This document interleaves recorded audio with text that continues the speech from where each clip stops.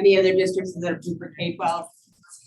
Okay, yeah, so some, we're, I don't know, we're a little more picky, I guess. All right. I'll start sharing my screen. Yeah, Katie, you're free to start whenever you want. Thanks.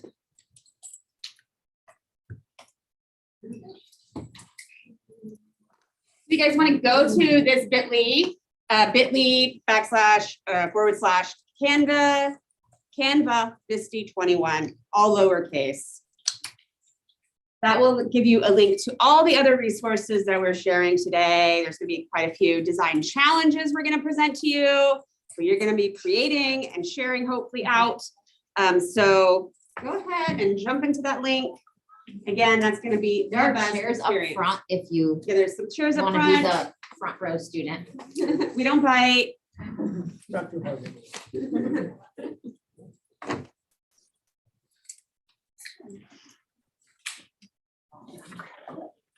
We like the escape route option. And everything we'll do today is going to be linked from this one link.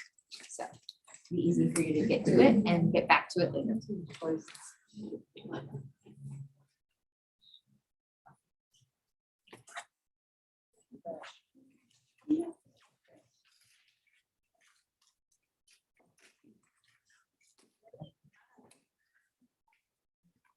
Hopefully the internet pulls up for everyone today.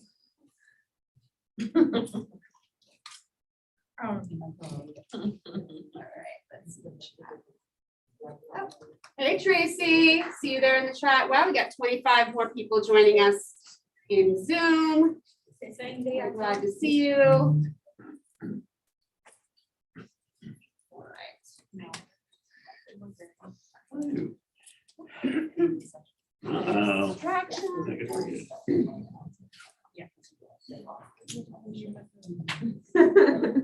Nice to see a full room, almost full. Can't exceed, numbers. I mean, 107 people marked this one as interested, but we love the ones that are here. Well, hey, 30% isn't bad. Don't. No, it's don't not feel bad. awful. Not bad at all. All right, I think it's go time, guys. So we don't want to waste any of your time. We know that we may be the last thing that stands between you and Interstate 81. So, honestly, you're the last thing that stands between us and Interstate 81. So I have to interject. The last thing between this and the conference closing session with Correct. prizes. yes, prizes. Yes. So if you haven't yet jumped on your device and gone to bit.ly /Canva Visti 21, go on there now.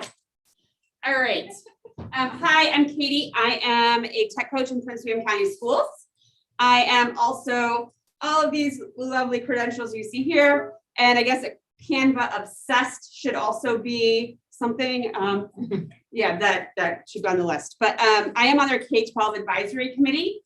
So that means I meet with them quarterly with other group of educators from around the country, and they ask us for feedback on upcoming features and things like that. So it's really fun. And I can say if you do have littles, just keep your ears out. Something's coming for littles. And that's all I'll say about that.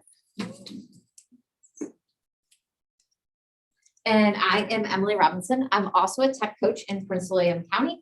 I'm also a Canva lover, compliments of Katie. She got me hooked years ago. First, she got me on Spark, and then we switched over to Canva. I use it in almost all the things I do as a tech coach. Anytime I send out information to teachers, I try to put it in Canva. It just makes it prettier. People are more likely to read things if they're pretty, not read paragraphs of stuff. I like the links. I like the videos. I like that it's this like comprehensive experience in one place. And it just makes me like really excited to like think about design as a part of teaching and assessment. It's not one or the other. It's in both places. Is there anyone today that's never used Canva? All right, perfect, great. All right, so today I want to start off with a little design challenge. And again, if you haven't gotten the link, if you just walked in, this is the link, but I hope we're all there. And as it is party season, I wanted to model a lesson. So I'm going to teach a lesson using Canva as my presentation tool, and then I'm going to have you do some creation. So it is party season, so we all want to make a Gouda cheese board. So we're gonna have some parties. Here's what, I'm a passionate cheese lover in addition to being a Canva lover. So I'm gonna share some of my cheese knowledge with you, and then you're gonna do some creation. So why do we wanna make a good cheese board? We're having a party. We're gonna bring a lot of people together around good food and good times and good music. We also wanna make sure that we're accounting for the needs of all of our eaters that come to our party. And also just design a board that meets all the needs of party goers. Yes. All right, so I'm a huge turophile. That is the term for a cheese lover. I literally moved into my apartment 10 years ago because there is an amazing cheese shop in my neighborhood. So that's how deep into cheese I am. We're going to talk about some different types of cheese based on texture. So this is one way that you can create a cheese board, is to have a variety of cheeses on your board based on texture. You can see some of the varieties you're probably common or aware of based on their texture. You want some soft cheeses, semi-soft, and then you want some really hard cheeses on your boards for a nice variety. Like the further over you get to the right side, the harder cheeses are, the more nutty and salty they are. Like super delicious. If you see those like salt crystals in the cheese, like that's high quality. All right, so when you're making your board, make a variety of cheese textures, and then also remember a variety of milks. And because we're having everyone at the party, let's not forget the vegans and having those nut or oat milk cheeses on your board too, because we want everyone to have a good time. So we got our cow milk, our sheep milk, our goat, and our nuts. When you're making your board, you want to remember to have a variety of elements. So we're going to have that cheese. We're going to have the carbs, because who doesn't love a carb? Maybe some sweet carbs, some savory carbs. Let's not forget our gluten-free friends here, and have some, gluten-free options for them. We also want to make sure we have some salty accompaniments like pickles and olives, meats, and then some sweet accompaniments like chocolate and honey goes really nicely on a cheese board. And then we're also gonna have some dips like jams, mustards, hummus, or yogurt. Think about all these things when you're making a cheese board. Let's talk about this one, presentation. Presentation is really important when you're making a cheese board. And this is what we call, this is like a table long cheese board. And that river of salami, they call it a salami river. If you're on TikTok and you're not on hashtag or following hashtag cheese talk, you're missing out. So you can cut cheeses in a variety of ways. And this one's really easy. And then the way you space it out can make it look really nice on the board. You can also, with a brie style cheese, instead of cutting it that way, you should cut it along the long way and then into smaller pieces that people can easily pick up, especially thinking about COVID and having a lot of people touching a cheese board. I've actually even seen individual cheese boxes for parties so that people don't have to deal with that business. All right, so think about just presentation and how it's being laid out. That's really important. Also kind of tying it to Canva and visual communication, laying things out and making them look really nice. You can also arrange your meats in a very, beautiful way. And you can use a jar to make a salami rose. You just lay it around the edge, a few layers of it. And then you'll see you just flip it upside down onto your table and it's a rose. Hula. You can also do prosciutto very nicely, folding it back and forth and making a nice display that way with your prosciutto. So hopefully you walked away today with a few ideas of how to bring your magic to your party this year. But what I want you to do is to create a cheese board in Canva. So you'll see on the resource page, the very first thing, or one of those first things should be a link. It says make a cheese board template to this template. And you are going to click the purple use a template button. I want you to see just how easy it is for you to share a template with your students. So I can just click use a template. I'm going to use this template. And then I have this cheese board for you to build. You might be like, what? How am I going to build a cheese board in Canva? Well, let's go over to elements. You'll be amazed of what is here. So I'm going to type in, let's just start with a brie. I'm going to type in a brie. Look at that cute little cheese wheel graphic. Then maybe I want some, I'm going to use the magic recommendations. And I'm going to add a little almonds onto my board. Shrink them down. I want you guys to keep playing while I keep talking. I'm gonna add some figs onto my board. I love figs on a cheese board. So keep playing while I keep talking. Keep playing with your cheese board, making it, put on the cheese board what you would want. And I'm just gonna also just connect this to cheese boards as choice boards. So you probably noticed that I kind of embedded some thinking about all party goers into my cheese board creation. And that's also what we want to be doing as we are creating design and learning experiences for our students.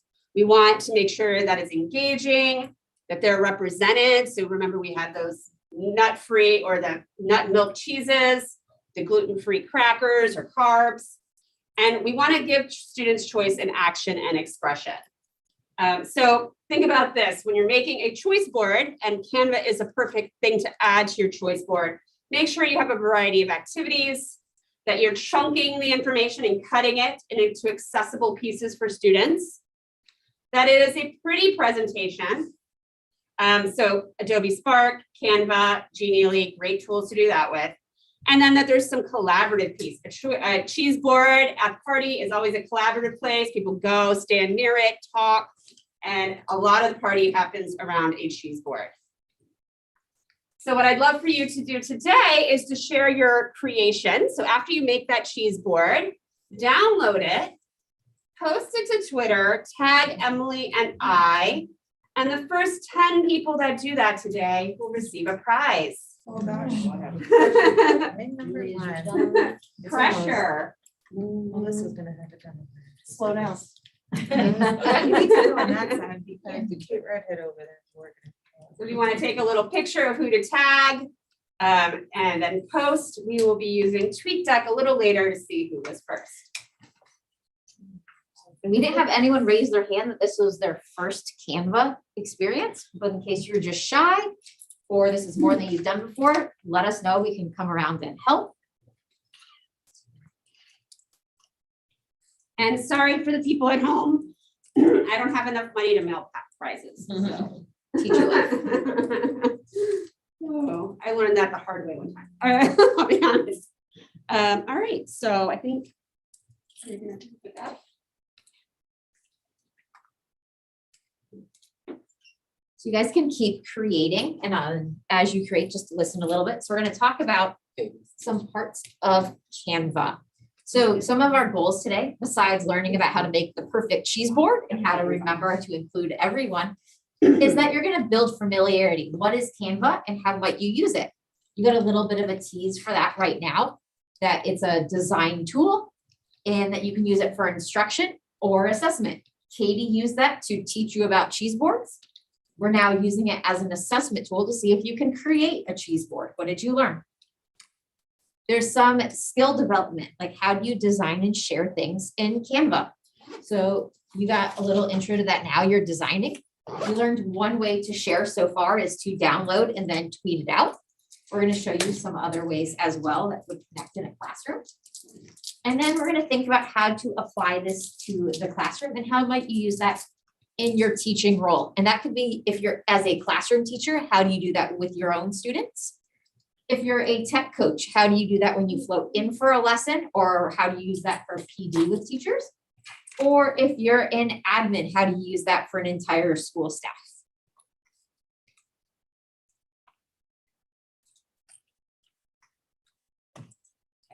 So part of why we love Canva, and we hope you do too, is that Canva is a way, it's a graphic design tool.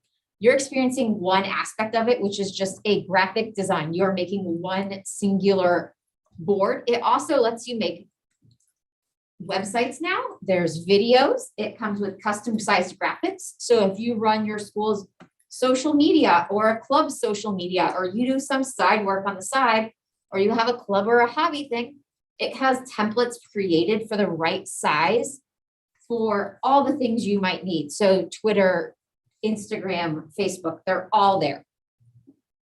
You can also look up the size for pixels for other things you need.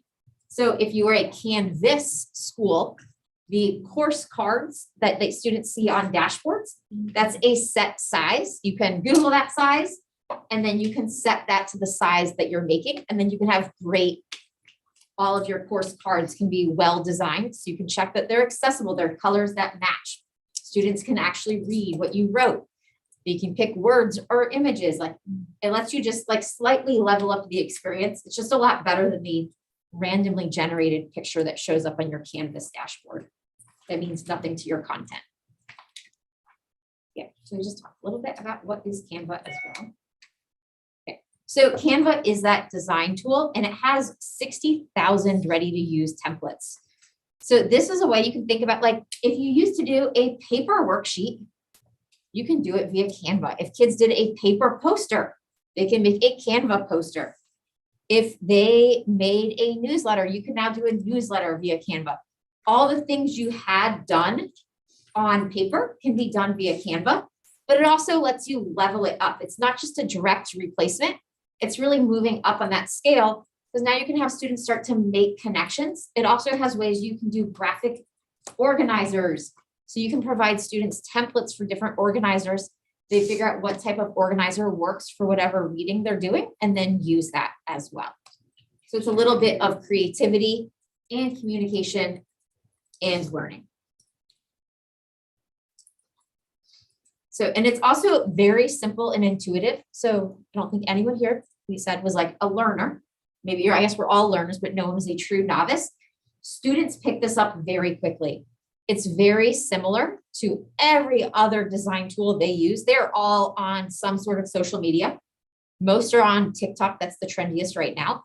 And when they're adding little bubbles to TikTok, it's very similar to this. They figure out quite quickly how to search for things, where to find it. You might have to tell them like what elements means versus some other stuff, or here's how to add a frame and shape a picture into it, but they are very quick to do it. It also lowers that frustration barrier that they had in other formats. And then if you're thinking about using it as an assessment tool, cheating is rampant. It is part of life in the digital age. AI makes that even easier for students. But when you create a creation-focused assessment, that makes it a little bit harder for them to cheat. They still have ways to do it, but it's not going to be quite as fast for them. So it makes it a little less likely. They aren't just going to copy and paste, change up the words. They have to use all the different pieces and create something. They're still going to learn something as they do it, because they're finding images that match those words they just looked up. And there is a ton of free, unlimited content. As someone who really pushes digital citizenship in my school, that's one of my favorite parts about Canva, is you can have easy discussions about who owns copyrighted images, what is Creative Commons, why do you need to cite a source? Can you use that picture that you found? When we were doing I don't even call it old school, but nowadays it is PowerPoint presentations as assessments, kids just went to Google, they downloaded any picture, they put it on there. Same with teachers. Like, think about most teacher PowerPoints that they're using for instruction. They likely made years ago. They're not citing those pictures, nor do they know that they have permission for those pictures. But when you try to find content within Canva, you know that it is allowed to be used and reused. So that's a great benefit that you're not having to worry about. Can I use this? Am I going to get in trouble when I share this lesson and a kid's parent happens to know that company or someone else, or somehow it gets shared past them? Like, no one can come back at you for stealing some image. And another amazing benefit is to collaborate and comment in real time. So Katy and I are very good friends. We were work wives when we were both science teachers. We then became tech coaches at different schools, but we aren't in the same building. We're both very busy, so we couldn't even get together in real life to prep for our sessions together. We did all of our session planning on Canva. So this is also a way that PLNs can collaborate and create lessons. They can do it synchronously together or asynchronously together. The collaboration in real time and comments is huge. You're not having to navigate like, I made this thing and you made that. Now let's try to merge the comments, and then you can mark them resolved just like you do in a Google Doc. So it's a great way for students to work together Students can also share that with a teacher and you can give them feedback in real time. That works both in a physical classroom that you can easily monitor what kids are working on and give them feedback as they work, or if they're at home. In elementary school, we have a lot of schools where it's like 10 kids are at home and 20 kids are in person because only that front row got exposed and the back 2 rows were safe. Is that magical barrier?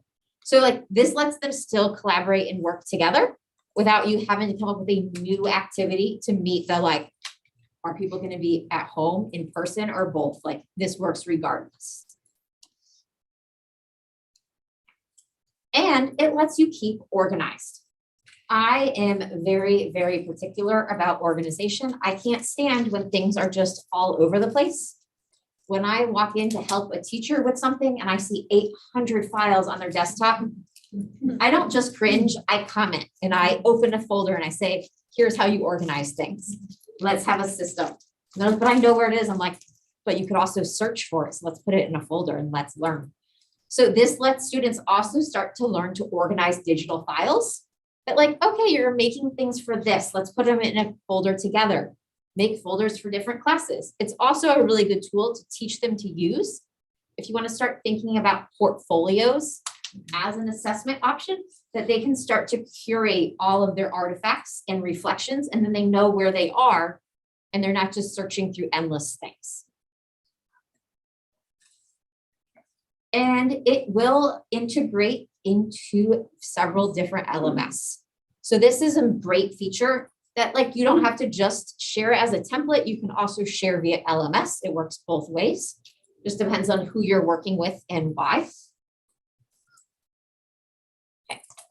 And most of you have already hopefully logged in and you've started working on your thing. But if you are in a school, we have single sign-on, I just type in my school email address. It pops up with my usual Microsoft login. If I'm not logged into Microsoft in a different tab, it signs me in. If you are at a Google school, similar thing could happen. Or if you're doing this on your free time and you make a personal account, you can log in with your personal Google, Facebook, or Apple. Ideally, you want to make sure that when you're at school, you're using your school stuff. But this also does work for outside of school life. So, ready for round 2? Okay. We are about to start our second design challenge. So hopefully you have wrapped up your Cheeseboard and we are going to roll into getting to know each other. So this is one of my favorite ways of getting to know students is double dipping. You can learn your students while they're learning a tech tool. You don't need to separate and do things differently. So you should have a link to that design challenge. What we want you to do is take a slide, put your name on it so no one else claims it, and then start to create a slide that tells us about you. So use any of the elements, videos, whatever you'd like to share about you while you're starting to work on it. I'm going to look at TweetDeck and see who won round 1.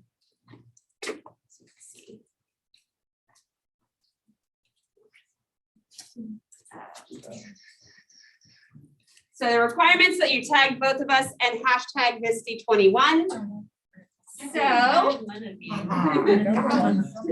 let's see who the first. All right. So number 1 is Melissa Layton. I forgot to hashtag Misty. Oh, honest. All right, and so did Darcy. Alina, you are the winner. Thank you. Julie. Yes. Shot. April. Okay, April only tagged one of us. Yes. Let's see. Let's see. Cherry. Cherry. Cherry Bell. Oh, I don't have money for that. Karen. Yes, Karen. Mel Morris. I love it.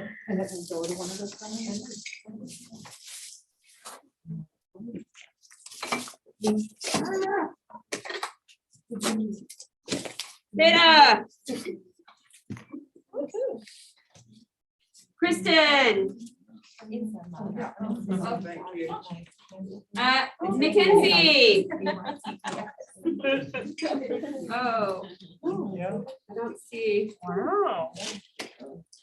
Oh, after the fact. Okay. Colleen. Annette. Annette, are you here in the room? No. Okay. Oh, well, we still have two more. Two people can still tweet that are here in the room and win. We'll come back to that. So if you messed up with the tweet the first time, you can redo it now.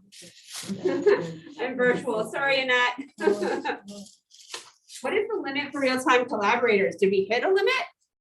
It says there's like a yellow bar that came across about it like being locked. I think 50 might be the limit. You know what we're gonna do? Copy. So if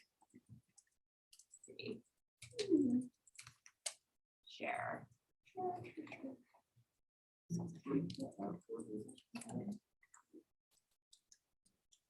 I'm gonna put the link. You can at least get in there and view it, right?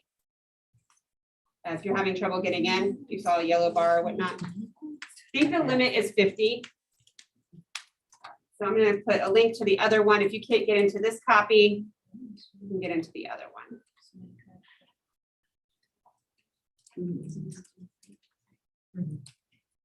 All right, so what's cool about this is like as a teacher, you can go into the view where you see all the slides in action and you can see that your students are working. So if you like to see, you know, that everyone's doing something, you can kind of view all the slides at once. All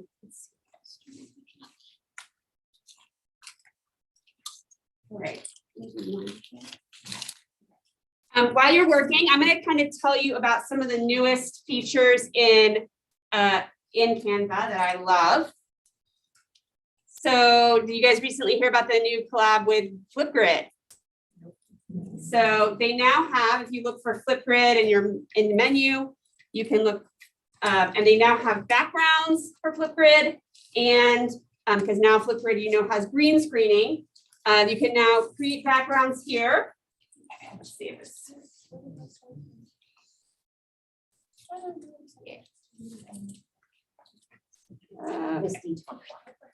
Okay, so you can look up and you'll find all kinds of Yep, and then make sure you type Katy. Flipgrid backdrops for either landscape or Katy. portrait. So you'll see there's all kind of thinking maps and mind maps that students can do here. Robinson, Emily. They can download them. Yep. And then upload these as their green screen and then talk about what they created. So it's a really great way to have students create, then take it over to Flipgrid and record with their image or in Flipgrid and share what they know. So you have backdrops in landscape and in portrait. So that's a new feature to check out. Another cool new feature is websites. So you can search for websites. Yours might say beta if you search websites.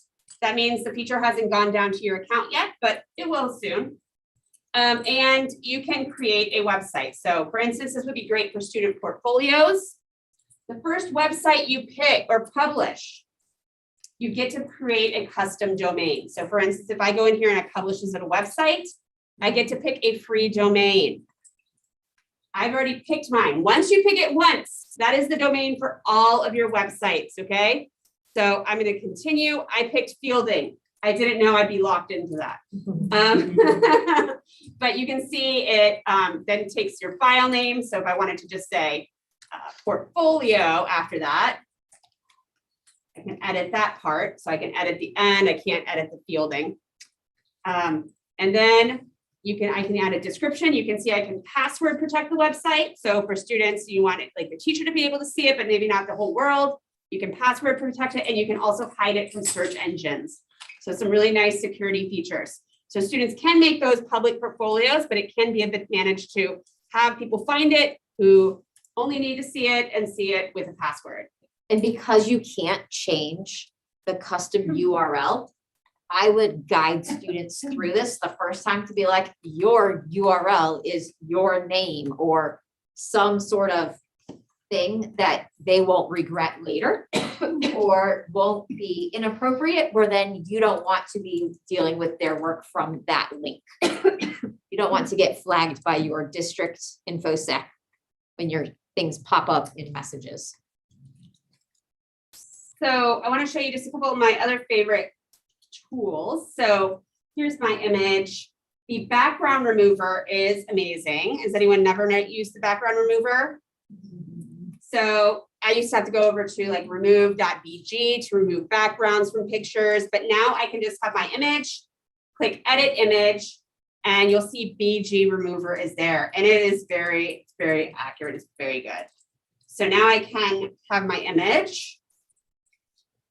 It's removing. It does take a moment.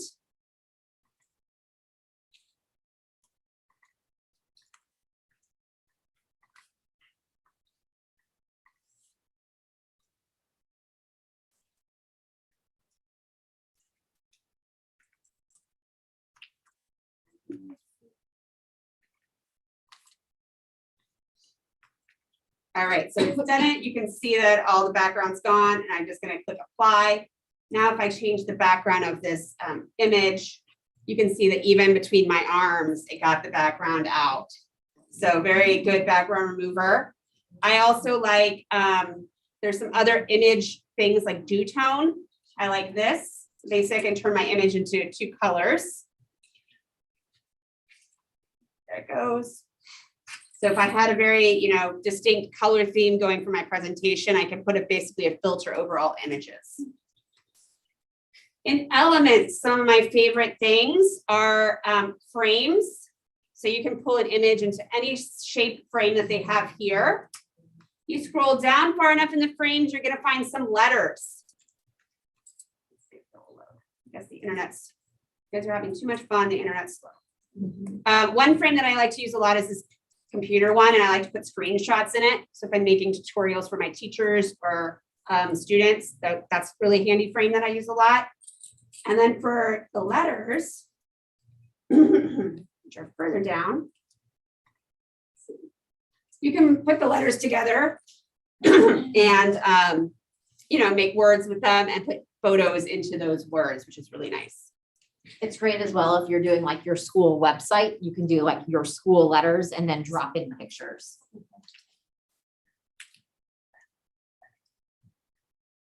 Here we go. Finally, some letters. So I can put these letters in. What I recommend is spelling all the letters out and then selecting them all using the shift and resizing them together so that they'll be resized to the same size together instead of doing each individually if you want to make them smaller on the page. So put all the letters you want on the page, hold shift, select them all, and then resize together, and they'll all resize the same. So that's helpful. And then again, you can just go into photos and you can pull some photos into the images. Let's see.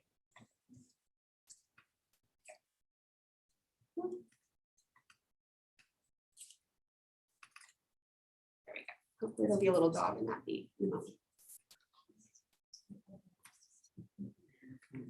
There we go. There's a little dog in that bee now. Do any of you guys have favorite hacks that you want to share? Tools, parts of it you love? I really like being able to the layering of being able to send things back versus sending it forward. Yeah. The other cool trick that I use is with the colors that I've been using Canva to make my wedding invitations. And so I wanted all of the colors to be the same that were in my engagement pictures. And so when you have a picture on here, it'll pull, colors from the picture. So that way, everything is matching and perfect. And I love that trick. I found that a couple days ago. You can also now save those colors into your brand. And then that can be your color palette for you as a couple that you use for all things forever. Someone else. Yeah, I did all of my wedding stuff last year on Canva. Yeah, I've gotten a little obsessive, but it's fine. Some other things that you can do with, she was saying the alignment. So if I, again, hold shift and highlight these things, I can position them. So I can make them all in the middle, so now they're all evenly lined up. I can move them to the left. I can just use that to line things up. Positioning tool is really great. And then the layers are also helpful. So you'll find all of that under position. So if you want to move it forwards or backwards, I can see this little computer is moving in front of things or behind the dogs. Move it back, forwards. That's the position tool she was mentioning. Any other tools? I like the Google form pictures that you can create, real Oh. simple. For the banner, for the Google yeah, the Forms? Yeah, banner. so there are all kinds of, if you go up here and you just type Google, you'll see there's Google Classroom assignment headers, Google Classroom, and then you can resize them to be, you know, anything. I often make Wakelet covers here. They don't have it, but if you know the dimensions, it's like 800 by 600. You can make your own custom Wakelet covers. Yeah, the Google Classroom one works really good for forms for the. Oh, it does. The classroom one works well for Yeah. forms. Any others? Favorite things to do? The margins. Yeah. And the guides. I really like being able to do that, especially if you're trying to get something very specific. Yep, online. so she's talking about is up here in file. It's gonna be show margins, so you can see the edges, show rulers, so you can see measurements across. So really like to make your things precise. Those are tools there. Thanks, Darcy. Another thing you can do is when you are done, there's a lot of ways to share it out. If you are, this might be more elementary school or just mom life crafting, is if you have a Cricut, you can download it as an SVG, import it into Cricut, and now you have better custom graphics that aren't just from Cricut's templates. All right, let's see if we got some more. Let's see. Who did this one? Oh, who was last person? And I think the last person was Annette was online. Yep. So let's see, Melissa and Darcy. All right. Thank you guys for playing today. All right, so now we're here in our design things. Let's see. This one.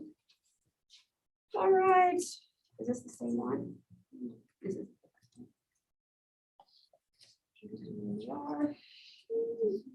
Too many of these things. Okay, no, we're gonna close that one. We have too many things open right now.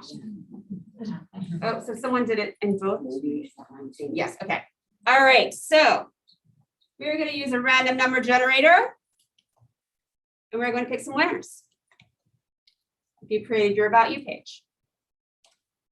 So Emily will be up here. Just come on down or raise your hand and we'll try and get it to you. All right, so let's see. Yeah. Random number generator. 250. All right, generate. Our first number is 50. So let's see. This one, there is no 50. Okay. I guess there wasn't a 50 like I thought. On this one there is, and it is Melissa. There's not much there yet. I was but- still working on it. But you're doing it. It's All about right, there's doing, one not this one. completing. All right, so 50 is done. 33. So we have on this one, 33 is Tana, is that you? All right. And 33 on this one does not exist. All right. Generate 22. So we have, let's see. 22, no one. On this one, 22, also, oh, someone put something but no name. Okay, we'll do another number. 10, that seems like it might be more of a winner. All right, 10 is Annette. When's it? She's online, sorry, Annette. We need to be richer. All right, and then Carrie R. I must have done one on each of them because that's one of my ones. All right. Other one with everything else. 39, let's see, 39. Multiple times. Didn't even realize I was doing that. I saw it up there and I'm like, See, no one's on that one. Laborious. it's like horrible. Because mine's like number 9 on this one. 39, okay, let's see, Rachel? Is that a Rachel? Yeah, that's me. That's you, all right. I'm just. Truly just hide your name tag and say you're somebody. 43. Or if you're on slide 43, Molly. Molly, please. in the. That's as far as I. And you're on 43 on this one. Oh, someone just switched their numbers. That was sneaky of you guys. I was just trying to figure out if the kids would be able to, like, we tried to do something like this. Oh, yeah. All right, 43, let's see. Generate. 42, all right. Molly again. And Stephanie. Well, it just has Stephanie. Is that her? There's No? a Stephanie online. There is Stephanie online. Okay. All right. Well, we're gonna stop with prizes here and we're gonna keep going. All right. And we're gonna pick up with brainstorming ideas. So there's a link to this Canva here. We'd love for you to jump in and you can see there's little Post-its. You can make a copy of one and share some ideas of how you have or how you might use Canva in your classroom. And we'll just make, just delete this page. We'll just duplicate this page. So we'll make duplicates so you can go onto pages 1, 2, or 3 and add some ideas of how you might use it in your classroom. And I think that Emily is going to.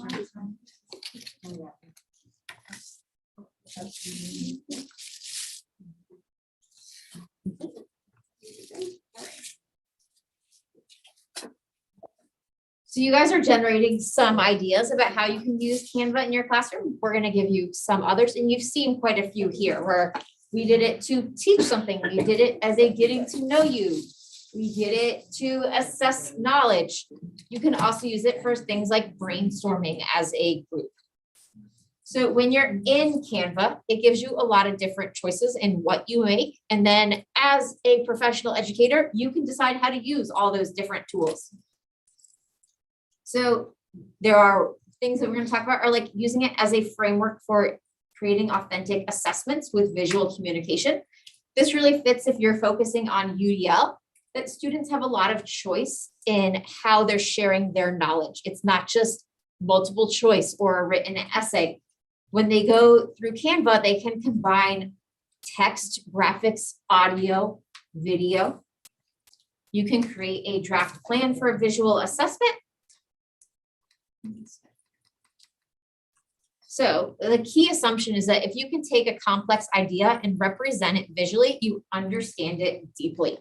So this also ties into that whole like cheating issue. Kids can easily copy someone's homework. It's not gonna be the same to copy their Canva assessment.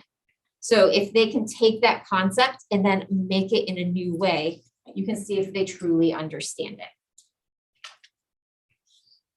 And then if you're thinking about authentic instruction and assessment, it involves real world problems that mimic the work of professionals. Professionals don't just share their knowledge via multiple choice, via essay. Like there are a lot of different ways you communicate as a professional being. So this is another way of having students share their knowledge. It includes open-ended inquiry, thinking skills, and metacognition. The key in classrooms is really relying on rubrics. So if you can even create one amazing rubric that you could use for all visual assessments that you do throughout the year. But it lets students create there is no one right way of creating, there's no one right answer. Then they can start to think about it. It also lets them come back and reflect. Because this is a digital tool, when they finish, it's not done. You can provide feedback. They can go back to that product they made. They can make refinements. They could respond to the comments you gave them. So this is really where that deep reflection happens, and it lets them to start think about their thinking, especially if you give them frameworks for that. So if you provide this Cheeseboard activity and then you give students feedback, or they then look at an exemplar, they can then go back to theirs and say, like, as a self-reflection, where was my Cheeseboard great? Where was it lacking? Who did I forget to include? Or was the layout uneven? Did I smush everything on one side and not on the other? Like, giving them guides for reflection is a part of this. And it also lets them learn quite a bit about visual communication skills. So there's symbolism. They start to see this when they're going through the elements, that they're trying to look for what matches what they're trying to say.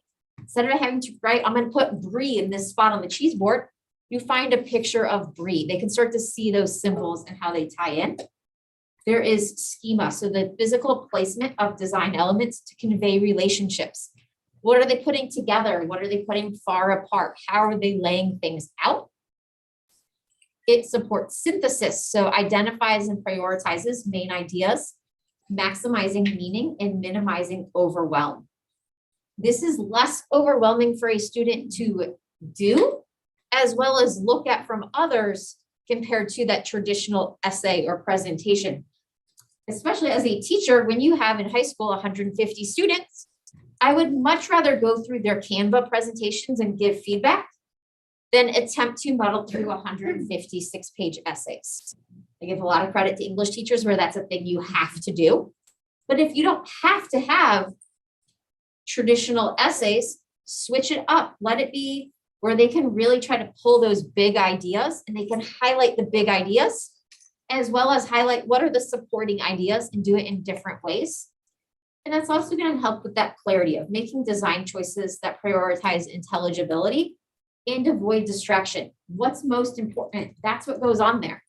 They can't just smush more onto a slide. I think like most of us have been through like PDs where they just paste all of the text on a slide, but they have to fit it on the slide. So they just make the font smaller and smaller and smaller to fit it. They were not focusing on clarity. They weren't figuring out what was important and what wasn't. Using a more digital design tool lets them really focus on what is important and what do I have to share. And it engages students in discourse and social learning. So you saw like on these activities, you are all on the same Canva presentation. They can comment on each other's. We've done some other ones where like people give each other feedback on theirs, giving like gems and stars. So we at the bottom of slides, we'll add like little symbols that they can drag and drop to like say, I like this idea or I don't like that idea. Similar to the like old school in a staff like PD where you'd go put a sticky note on the idea that you agree with, but doing it digitally. And it also gives them something concrete to talk about, especially if you provide some sentence stems or structures. Yeah. And again, like that collaborate and comment in real time. And then it empowers students by choice to direct their own learning. They're designing how they want to express their knowledge or how they're going to share about themselves. They're really getting a voice.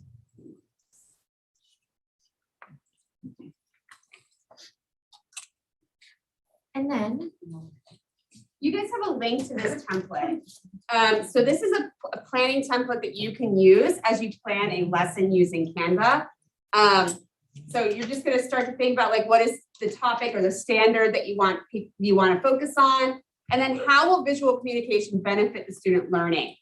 And then there's some different types of visual communication you can do with Canva, and those are in the post-its below the next stop, which is like which kind of visual format do I want to use? So those are some ways that you can think about what you want your students to create. And then what does scaffolding look like? What do I need to provide my students? Are they just going to start from a blank, or do I want to give them a template to start from? And then finally, like making your plan. So this is just a little lesson plan, or if you're a coach, you could use this with your teachers when you're going back and using Canva with them to think about how to plan a lesson with Canva. And the like variations in scaffolding is great because you can do this on the slide with students or teachers. You don't have to say like, these kids over here are getting this one that has extra help. And these kids over here are getting that with this other thing. I'm sharing you the link or I'm assigning it via our LMS. They get assigned what supports they need. You can obviously go back in and edit and support more or less, but it lets them have what they need to be successful without having to make it obvious. Like, I still remember being in school and it was back when like having colored paper was a big deal, but teachers would differentiate with like, these kids got the white test, these kids got the red test. I understand, like, as a teacher, why they did it on different colors. It was less confusing for the teacher.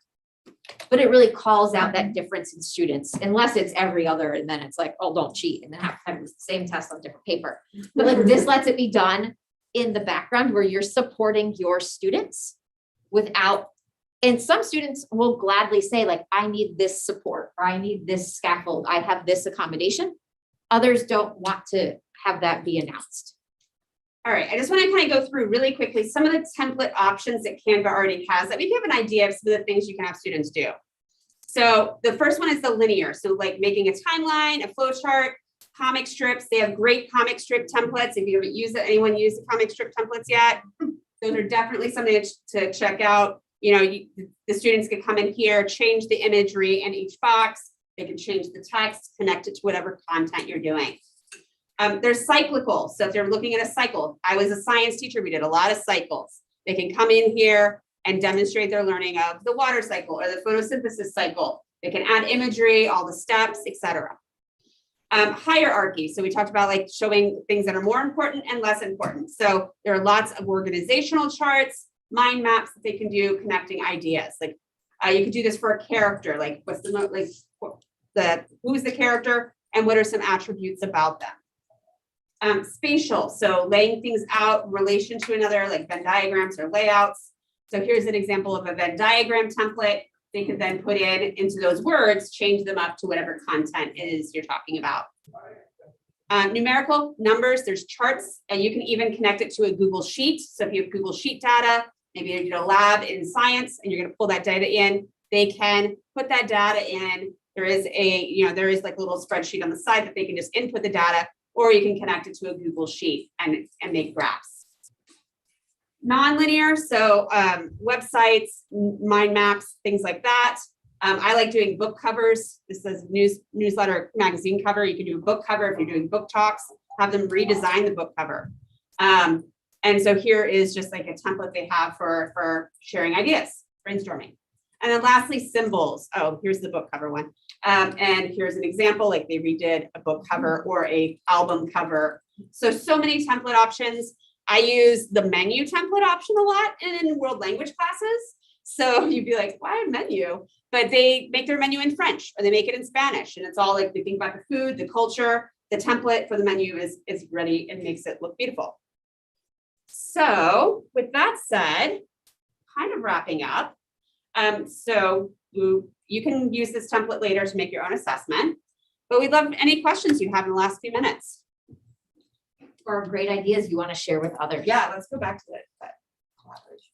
Let's see. Book reviews, posting, illustrating words. All right. Infographics. Yeah, I love using this for infographics. Create a superhero to express content information. Infographics, bookmarks, calendars. Yeah, if you've has anyone ever gotten print products from Canva? Yeah, have you been happy with them? Yeah, so they're not especially cheap, but I do have some coupons that you can click see all. You can get things printed. You can get shirts. You can get your invitations printed. I've printed posters for our tech shop at school.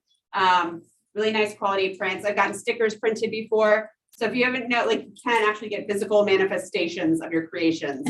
But again, it's not the cheapest printing. So if your district has like a print shop or something, it might be a better option. But They do the guidelines too, when you go to print it, of like what's gonna get cut or not included, that type of thing. yeah, exactly. They will show you the margins of what will get cut off. Did you do that from your personal account or your school I account? did it with my school. I tried to print the other day and it told me I had to talk to my administrator. Oh. I don't know. Yeah. Are you in the Prince William County team? Is that where you're in? No, I was in the Prince William County. I have another team. Okay. Yeah, so that's probably why. All right, and then I lastly want to show you Canvas integration. For those of you who have Canvas, you can integrate Canva into Canvas. What it is right now is it is a link that's in the course navigation, and that when students click it, it will take them to your Canvas or Canva classroom. Eventually, they are still working on the LTI. There will be a proper LTI assignment coming. So keep your eyes out for that. I'm sure I'll tweet about it when it's real. But yeah, any questions? Emily, Katie, there's one in the chat. Oh. Did you all say that you can export for Cricut?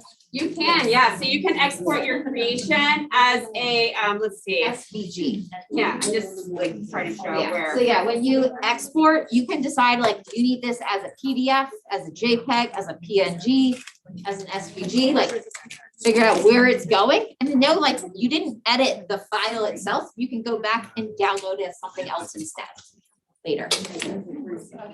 All right, thank you guys so much for coming. We do have swag. So if you want to come and get a swag bag, feel free.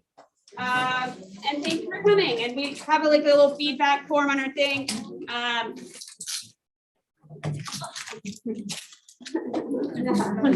Goodbye. You want a bag? Yeah, I'll take one. and the bag has these things inside. Yeah, the bag has these things inside, yeah, so. All the back. Yeah, all that's in the back, yeah. Oh, sorry. Yeah. Yep. Everything's in the bag actually already, so. Those will be the back. Thank you. Thank you. Or it's gonna be on the second. All that's in the back. Yeah. It's all in the back.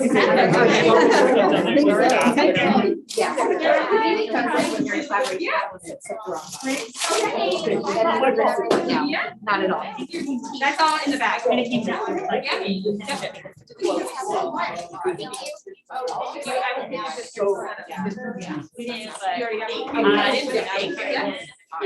Yeah, so he is 100% free.